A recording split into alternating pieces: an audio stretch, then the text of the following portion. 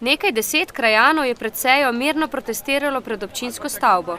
Kot so povedali, tako zaradi previsokih izračunov kot slabe obveščenosti.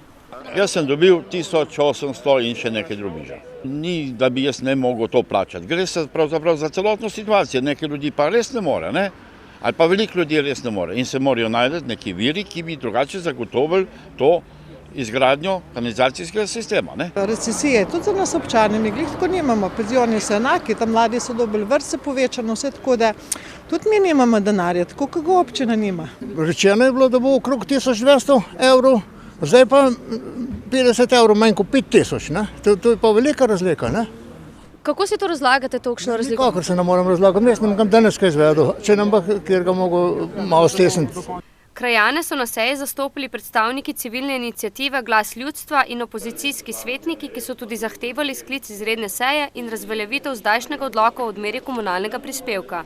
S 17 glasovi za so svetniki sprejeli sklep, da mora občinska uprava do naslednje seje 28. novembra pripraviti spremembe in dopolnitve odloka o programu opremljanja in merili za odmero komunalnega prispevka. Izdelati mora tudi simulacijo izračunov in čistopis odloka, ki ga bodo svetniki nato sprejeli po hitrem postopku. Torej, mi pričakujemo in tudi plediramo in tudi danes smo to javno predstavili, da najnižji zneski tam se vrteli nekje med 300 evrov, najvišji zneski pa tam nekje do 1400 evrov, s tem, da bo možnost seveda tudi možnosti odročnega odplačevanja, ne samo na 24 mesecev. Ampak naj bi ob ugotovitvah posebne komisije dali možnost odplačevanja tudi do 60 mesecev. Upoštevajoč težak socialni in materialni položaj večine občanov.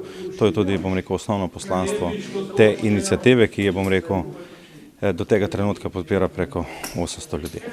Župan Franc Hudoklin je po seji dejal, da so vnovič na začetku, saj sledi priprava novega odloka. Predvsem pa moramo v teh obračunih dejansko upoštevati, kaj nam pogodbe narekujejo, da bomo seveda iz tega pobranega denarja komunalnega prispevka lahko našim koncesionarjem poplačali torej tiste dejatve, ki jih mora občina do leta 2016 dejansko, bom rekel, poravnati. Hudoklin je izrazil bojazen, da v enem delu, kjer smo predvidevali sedaj malo več pobranega denarja iz komunalnega prispevka, da začnemo tudi z izgradnjo druge faze, pa v tem trenutku ne bo mogoče in zadeva ne bo zaključena do leta 2017. Lahko pa se tudi zgodi, tako Hudoklin, da se bo končnemu uporabniku povečala cena kubičnega metra odpadne vode na čistilno napravo.